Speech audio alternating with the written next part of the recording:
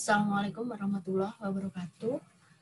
Jadi di pertemuan ke-8 kali ini kita akan membahas mengenai skala pengukuran dan instrumental penelitian. Jadi ini merupakan kelanjutan dari pertemuan yang sebelum UTS itu ya, di tahapan-tahapan penelitian, kemudian kemarin udah sampai di desain research design.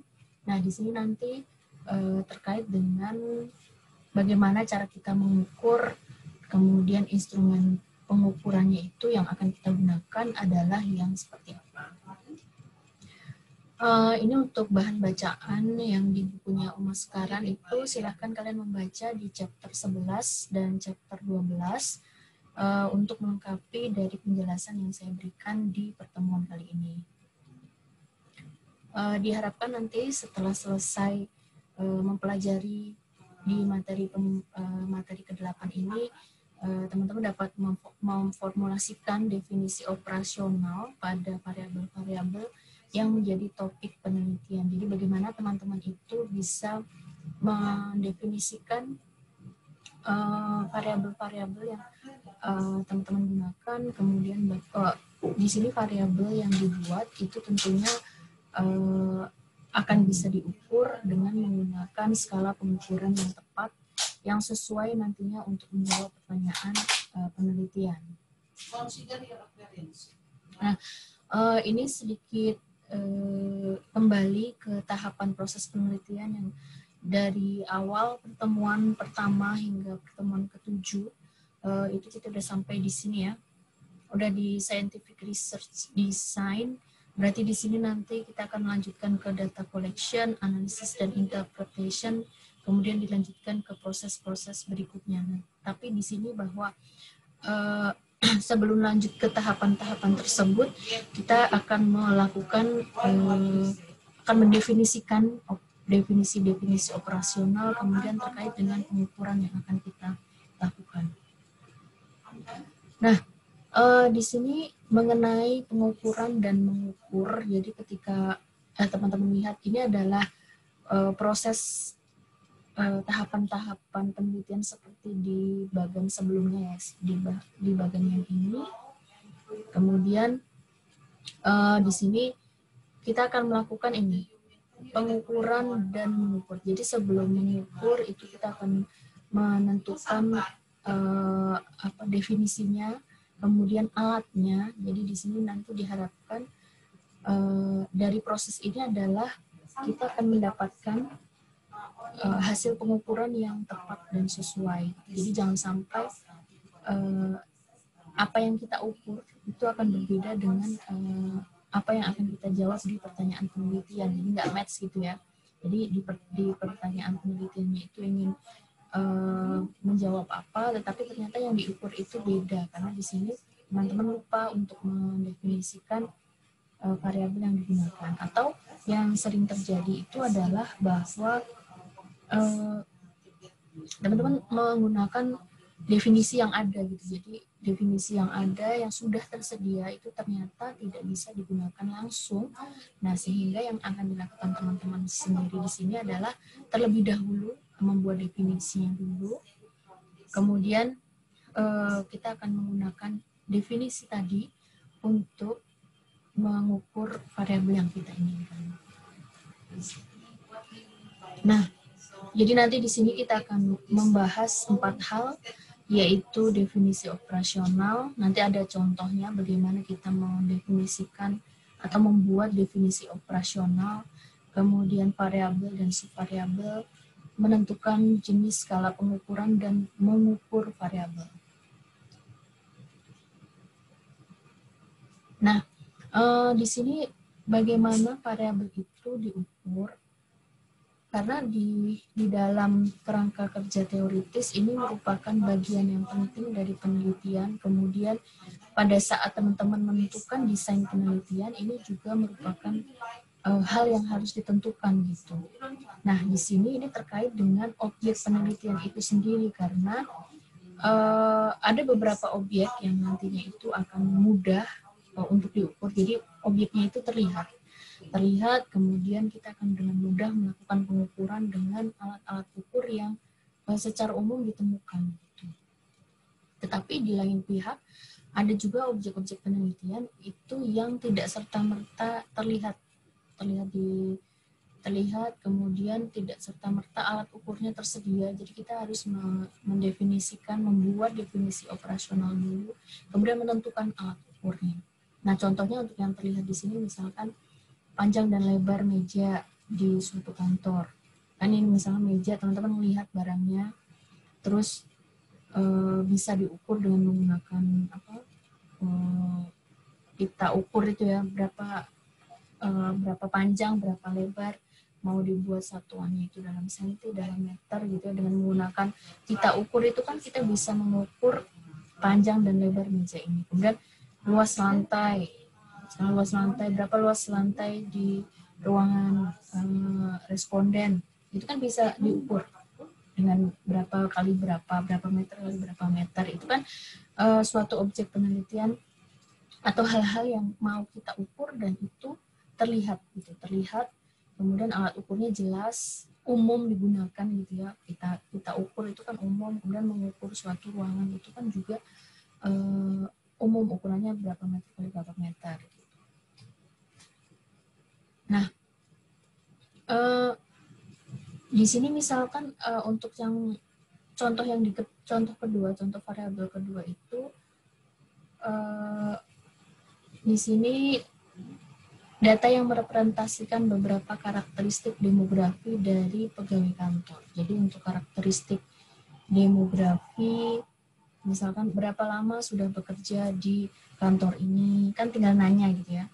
Terus satuannya ya jelas berapa tahun, berapa bulan gitu ya, isiannya di isian atau satuan waktu yang ingin kalian gunakan itu bisa kalian definisikan dengan satuan yang umum gitu. Kemudian bisa didapatkan dengan cara bertanya, ataupun nanti di poin yang kedua itu bisa dilakukan cross checking. Jadi tinggal minta di data perusahaan. Jadi nggak mesti harus tanya jawab ke responden, tapi data ini bisa di cross check dengan misalkan bagian kepegawaian gitu, untuk melihat si pegawai A ini mulai bekerja di kantor ini sejak tahun berapa, kemudian dihitung, berarti akan didapatkan lama dia bekerja di perusahaan ini.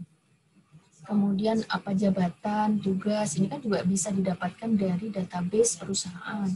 Kemudian status perkawinan, ini juga bisa dilakukan, bisa ditanyakan, kemudian bisa di cross check dengan data perusahaan. Jadi ini kan terlihat gitu. Kemudian untuk data demografi karakteristik yang lain, misalkan berapa umur, itu kan bisa ditanyakan berapa umurnya, kemudian dicek, di cross check dengan database perusahaan, si pegawai ini tuh lahir di tanggal dan bulan berapa. Jadi misalkan pun nanti nggak ditanyakan, kita bisa tetap dapatkan datanya gitu. Tapi di sini penekanannya adalah bahwa informasi atau variabel umur tadi itu kan bisa kita dapatkan dengan mudah. Terus cara ngukurnya juga bisa ditanyakan, cara ngukurnya juga tinggal dilihat di database, misalkan lahir dikurangi dengan saat ini, itu kan ketemu umurnya. Satuannya juga jelas, sudah jelas berapa tahun, bulan gitu. Nah, untuk di jenis variabel yang lain, ada variabel yang sulit didapatkan. Jadi di sini misalkan tidak mudah bagi seseorang untuk menyelesaikan pengambilan keputusan manajerial ketika dia harus membuat interpretasi dalam memutuskan untuk memberhentikan pegawai. Jadi misalkan di sini mau sorting pegawai, dia mau ada pengurangan pegawai, kemudian kita si bagian manajer di tim manajemen itu akan memutuskan siapa atau pegawai mana saja yang akan diberhentikan. Tentunya akan melihat dari berbagai aspek. Salah satunya itu adalah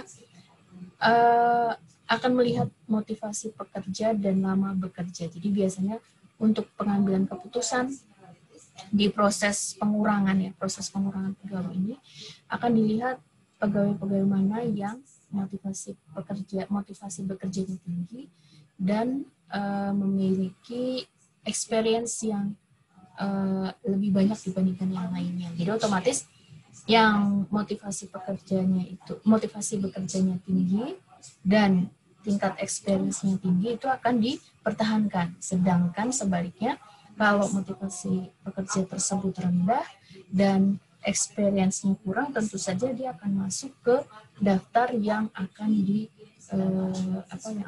gitu, akan dikurangi atau diberhentikan dari perusahaan tersebut. Nah, berarti kan di sini adalah penting untuk mendapatkan informasi atau mengukur bagaimana motivasi bekerja bagi pegawai di perusahaan tersebut.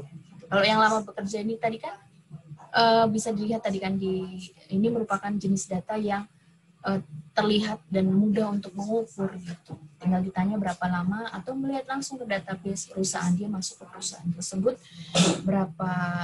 tahun berapa, atau dia memulai bekerja tahun berapa, masuk ke perusahaan ini tahun berapa. Jadi kan bisa dilihat total experience kemudian dibandingkan dengan experience dia di perusahaan tersebut. Nah, tapi di sini adalah yang akan kita bahas sekarang adalah bagaimana kita bisa mendapatkan atau mengukur si motivasi pekerja ini, karena kan ini sesuatu yang nggak serta-merta terlihat gitu. Nggak kayak misalkan dia disuruh lari, kemudian kita catat waktunya, yang paling cepat itu berarti yang paling giat, kan nggak seperti itu ya. Jadi nanti di sini ada beberapa proses untuk mengukur motivasi pekerja ini. Nah, jadi di sini kita akan membuat dulu definisi operasional. Jadi definisi operasional kalau tadi mau kita ukur adalah motivasi bekerja, berarti di sini kita akan membuat pernyataan yang berkaitan dengan dimensi spesifik dan elemen melalui pernyataan tersebut. Kemudian konsep ini akan menjadi terukur. Jadi bagaimana kita bisa mendefinisikan apa yang dimaksud dengan motivasi bekerja. Jadi kalau yang dimaksud dengan definisi operasional ini tentunya berbeda dengan kayak definisi yang kita ambil kayak dari kamus gitu. Misalnya apa sih motivation? Motivation bisa dicek artinya di kamus bahasa Inggris atau kamus bahasa Indonesia, misalnya di KBBI. Nah, ini bukan yang seperti itu, tapi di sini terkait dengan apa atau bagaimana kita mau mengukur si motivasi tadi. Jadi kita akan mendefinisikan, jadi motivasi ini apa, kemudian dia terdiri dari apa saja yang mau kita ukur di situ, definisikan di situ. Jadi si motivasi bekerja tadi itu akan kita lihat dari beberapa dimensi. Jadi di sini dimensi ini tadi akan merupakan ciri. Jadi ciri yang ditentukan oleh konsep, ciri dari si motivasi tadi. Dia akan dilihat dari beberapa ciri.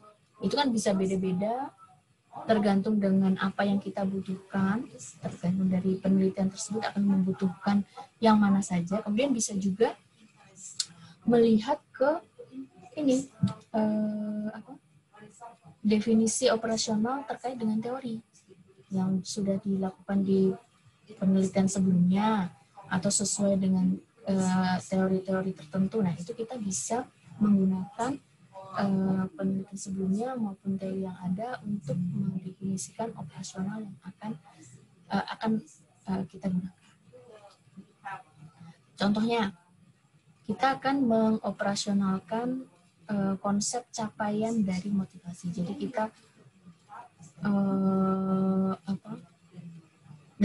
dari pengukuran motivasi ini berarti kita akan menangkapnya itu bahwa dimensi-dimensi perilaku atau karakteristik pekerja yang memiliki motivasi tinggi itu seperti apa. Jadi apa yang diharapkan dari pekerja yang memiliki motivasi tinggi. Nah, jadi di sini nanti kita bisa mendefinisikan dari pertanyaan tadi ya kan, pegawai-pegawai yang memiliki karakteristik atau berciri-ciri motivasi tinggi itu seperti apa, kita definisikan menjadi 5 dimensi. Yang pertama, sangat bersemangat gitu ya terkait dengan pekerjaannya. Kemudian yang kedua itu dia tidak punya keinginan atau kegiatan bersenang-senangnya itu lebih sedikit gitu ya daripada bekerja. Jadi akan lebih mementingkan pekerjaan, kemudian lebih mengutamakan pekerjaan daripada kegiatan yang lain. Kemudian yang keempat itu fokus terhadap pencapaian pekerjaan. Jadi pekerja yang memiliki motivasi tinggi itu lebih menyukai pekerjaan yang challenging, yang menantang daripada pekerjaan-pekerjaan mudah atau yang bersifat rutin. Kemudian, jadi yang kelima atau dimensi yang kelima adalah sangat bersemangat gitu atau sangat ingin mengetahui bagaimana progres dari pekerjaan. Jadi kalau bisa digambarkan bahwa orang yang bermotivasi tinggi itu akan sangat terpacu untuk melihat, oh hari ini progres pekerjaannya sampai mana, atau dari pekerjaan yang dia punya, dia sudah menyelesaikan berapa persen. Sehingga ketika dia sangat terpacu untuk membuat progres tadi, nah ini menjadi tanda atau ciri dari pekerja yang bermotivasi tinggi. Nah, tadi ada 5 dimensi, kemudian bagaimana kita mengukur dimensi yang pertama. Jadi bagaimana kita mencirikan pegawai atau pekerja yang driven by work. Jadi yang sangat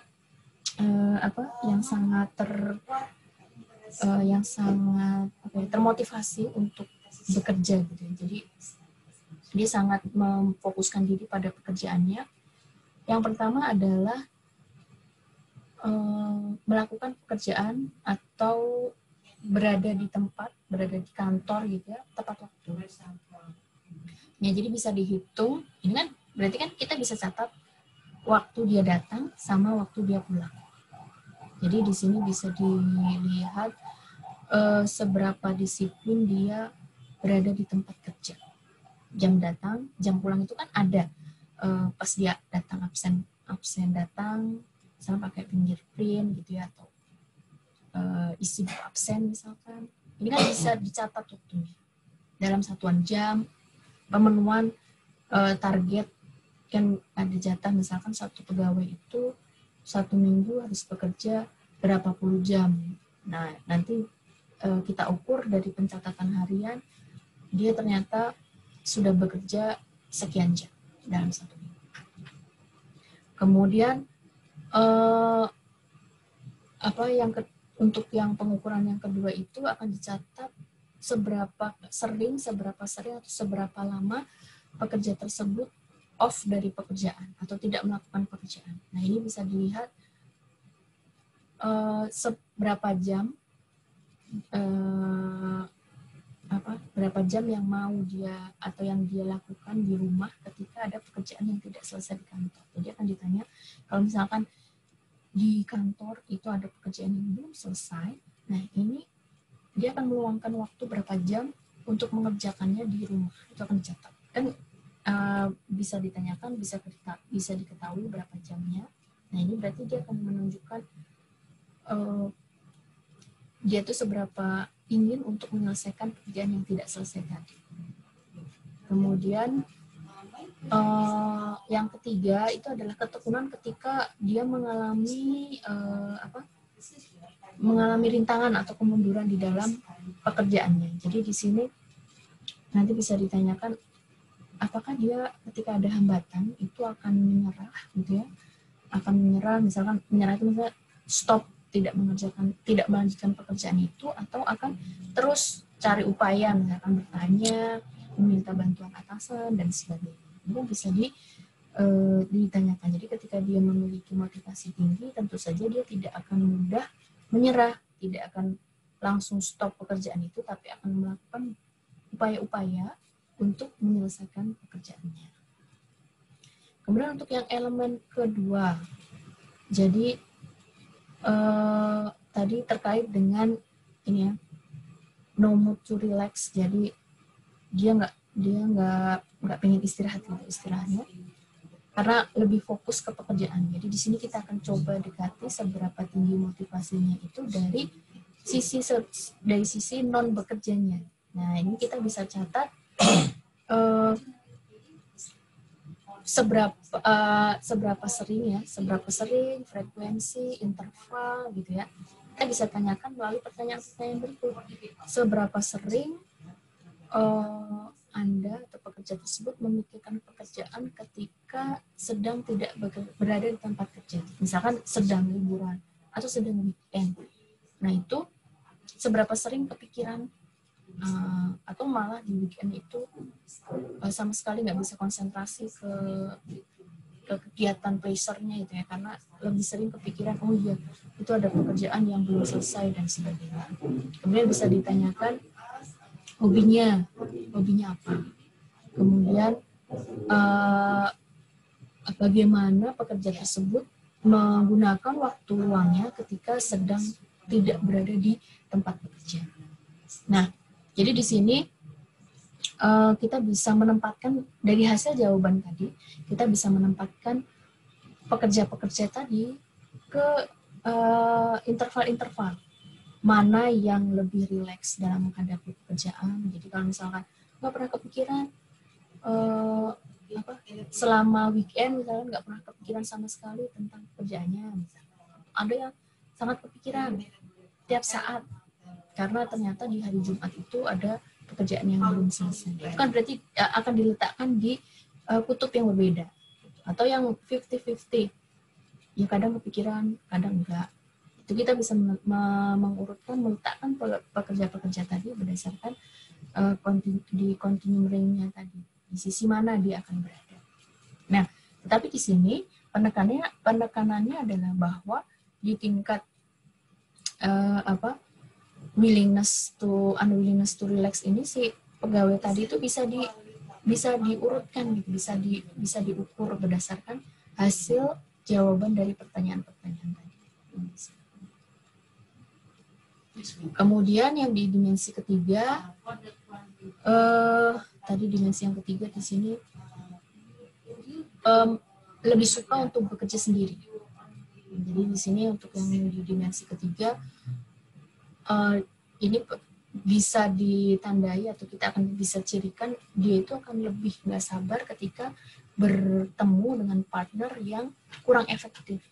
Jadi dia akan lebih merasa mending ku kerjain sendiri daripada harus bekerja dengan orang yang menurut dia itu nggak efektif atau kerjaannya lama. Kemudian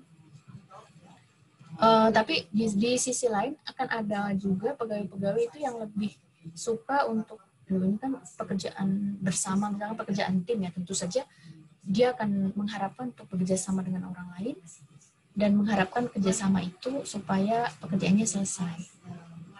Nah, jadi di sini bisa dihitung seberapa ingin dia bekerja dengan orang lain ketimbang bekerja sendiri. Jadi ini kan bisa juga bisa ditanyakan ketika bekerja itu lebih cenderung untuk mengerjakan sendiri atau bekerja sama dengan orang lain. Ini kan terlihat ya, ini adalah bisa diukur dari situ. Kemudian untuk yang di dimensi keempat, elemen-elemennya itu kita bisa untuk yang dimensi keempat sekali lagi adalah fokus terhadap penyelesaian yang menjadi tugas atau pekerjaannya. Kemudian dia akan dicirikan lebih menyukai pekerjaan yang menantang. Nah, bagaimana kita mengukurnya? Bisa ditanyakan ke pegawai tersebut pekerjaan seperti apa yang dia lebih inginkan. Kemudian di sini tentu saja sebelum menanyakan itu kita akan mendefinisikan kan perusahaan itu macam-macam ya kan, terus tentunya pekerjaan-pekerjaan di tiap bagian itu kan akan berbeda-beda. Nah, sehingga kita sebagai peneliti tentunya akan membuat definisi pekerjaan tadi berdasarkan bagian-bagiannya dulu. Kemudian nanti kita bisa tunjukkan, bisa urutkan mana yang merupakan pekerjaan rutin dan mana yang challenging. Kemudian jadi di sini ada yang bandingannya adalah yang rutin tadi. Kalau rutin itu kan pekerjaan yang bersifat hari-hari, kemudian nggak yang bukan bersifat okasional atau event-event tertentu. Nah, jadi di sini si pegawai sekali lagi bisa diurutkan menurut preferensi mereka tadi. Mana yang lebih suka istilahnya mengerjakan pekerjaan harian, daily, rutin, sama yang suka dengan yang challenging. Contohnya yang challenging itu kayak melakukan presentasi gitu ya.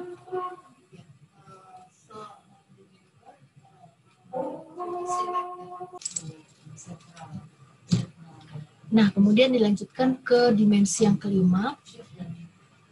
Di dimensi kelima itu sangat terpacu untuk melihat progresnya gitu ya, untuk melihat progres pekerjaannya seperti apa. Nah, jadi di sini bisa kita cirikan dengan mereka itu sangat mengharapkan feedback. Nah, feedback ini melihat dari feedback ini akan diberikan oleh atasan, kemudian teman koleganya yang selevel maupun bawahannya. Jadi feedback yang mereka dapatkan baik yang positif maupun negatif dari si atasan, bawahan maupun rekan sekerja satu level itu akan menunjukkan seberapa besar keinginan mereka untuk menyelesaikan tugasnya. Nah, jadi di sini setelah didapatkan tadi penilaian dari atasan, kemudian teman, rekan, level maupun bawahan, kemudian si pekerja ini akan bisa kita letakkan di dalam satu range gitu ya, mau diletakkan di kutub mana yang dapat yang paling rajin sama yang enggak gitu, di ujung-ujung kutubnya, kemudian apakah mereka akan terletak di antara range-range tadi. Nah, jadi di sini kalau misalkan mereka sangat fokus sama penyelesaiannya, pegawai ini berarti bermotivasi tinggi. Jadi kalau misalkan dia fokus pada tugasnya, maka dia akan mengharapkan feedback dari ketiga komponen tadi. Tapi kalau misalkan dia cuek, dia tidak mengharapkan feedback apa-apa, nah ini berarti dia tidak terlalu tidak berfokus pada penyelesaian tugas akhirnya atau motivasinya itu rendah. Nah, jadi di sini ketika dibuat dalam bentuk skema, pencapaian motivasi yang mau kita ukur tadi akan dinilai atau dilihat dari 5 dimensi tadi. 5 dimensi, nah kemudian masing-masing dimensi ini kita tunjukkan atau kita turunkan elemen-elemennya gitu ya. Elemen, nah nanti tiap elemen ini akan terkait dengan pengukuran atau yang akan ditanyakan ke dia itu apa. Jadi elemen-elemen tadi itu merupakan penyusun dari masing-masing dimensi. Jadi yang perlu teman-teman ingat di sini bahwa pada tahap elemen ini adalah yang sudah bisa langsung didapatkan di lapangan gitu, bisa terlihat, bisa diukur di apa. Nah, kemudian terkait dengan skala. Nah, skala ini merupakan alat atau mekanisme yang digunakan oleh individu untuk membedakan atau untuk membuat perbedaan bagaimana variabel penelitian itu berbeda satu dengan yang lainnya. Jadi untuk menunjukkan bagaimana suatu variabel itu akan berbeda dengan yang lain. Ada 4 tipe skala, yaitu nominal, ordinal, interval, dan rasio. Jadi ini nanti terkait dengan ketika kita gunakan di sini skala mana kita tentukan di desain risetnya itu skalanya seperti apa. Nah, nanti di ujungnya itu ada terkait dengan statistik toolsnya, ya kan? Jadi nanti terkait di situ, kemudian terkait lagi dengan hasil interpretasinya. Nah, jadi di sini teman-teman akan menentukan dulu, nah nanti statistik tool yang mau digunakan tentunya akan mengikuti dari sini. Jadi jangan dibalik. Karena skala yang kita gunakan di sini adalah terkait dengan definisi operasional yang kita tentukan sebelumnya. Nah, kita mulai dulu apa yang dimaksud dengan nominal scale. Nah, untuk yang nominal scale ini dia akan memisahkan data berdasarkan kategori atau grup-grup tertentu. Jadi dia hanya akan membedakan skala yang mampu membedakan berdasarkan kategori atau grup tertentu. Jadi misalkan laki-laki dan perempuan, tinggal dikodekan 1 dan 2. Nah, di sini berarti 1 itu laki-laki, 2 perempuan. Hanya untuk membedakan, mengkodekan gitu ya, data atau jenis gender, variabel gender misalkan. Sedangkan untuk yang ordinal scale di sini tidak hanya mengkategorikan, tetapi dia bisa juga di rank, bisa diurutkan sampai mendapatkan arti tertentu yang berarti gitu ya.